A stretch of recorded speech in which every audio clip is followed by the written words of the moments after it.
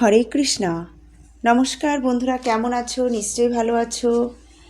আজকে তোমাদের সাথে শেয়ার করব চিংড়ি মাছের একটা রেসিপি। চিংড়ি মাছ বনিয়ে লবণ হলুদ মাখিয়ে নিচ্ছি। আর মশলা কী কী নিয়েছি সেটা আমি প্লেটের উপরে সাজিয়ে দেখিয়ে দিচ্ছি। লাগবে একটা নারকেল। মিক্সচার গ্রাইন্ডারের মধ্যে সমস্ত দিয়ে আমি মিক্সচার করে নেব।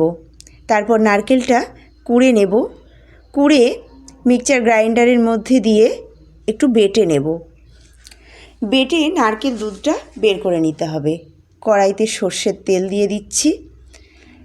লবণ হলুদ মাখিয়ে রাখা চিংড়িগুলোকে তেলের মধ্যে ছেড়ে উল্টে পাল্টে একটু ভেজে নিতে হবে। মোটামুটি একটু ভাজা হয়ে গেলেই মাছগুলোকে তুলে নিতে হবে। কড়াইতে তেলের মধ্যে দিয়ে দেব তেজপাতা আর গোটা গরম মশলা, ফোড়ন দিয়ে দিলাম। একটু নেড়ে চেড়ে বেটে রাখা মশলা এর মধ্যে ঢেলে দেব। সামান্য একটু জল দিয়ে মশলাটা কষিয়ে নিতে হবে। কষানো হয়ে গেলে লবণ হলুদ দিয়ে দিচ্ছি। তারপর ভেজে রাখা চিংড়িগুলো এর মধ্যে দিয়ে একটু সামান্য জল দিয়ে কষাতে থাকবো। তার মধ্যে বলে রাখি বন্ধুরা, আমার ভিডিওটা যদি ভালো লেগে থাকে অবশ্যই লাইক করবেন আর চ্যানেলটিকে সাবস্ক্রাইব করে অবশ্যই পাশে থাকবেন। আমার চিংড়ি মাছ বেশ কষানো হয়ে গেছে।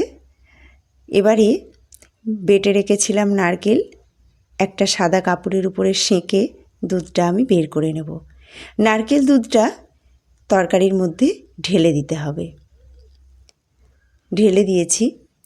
এবারে 5 থেকে 7 মিনিট ফুটতে দেব। এর জন্য ঢাকা দিয়ে দিচ্ছি। 5 থেকে 7 মিনিট ফোটার পর ঢাকনা খুলে একটু মিষ্টি ছড়িয়ে দিয়ে ব্যাস নামিয়ে দেব। চিংড়ি মাছের মালাইকারি কিন্তু রেডি হয়ে গেছে। বন্ধুরা, আবার দেখা হবে আগামী ভিডিওতে।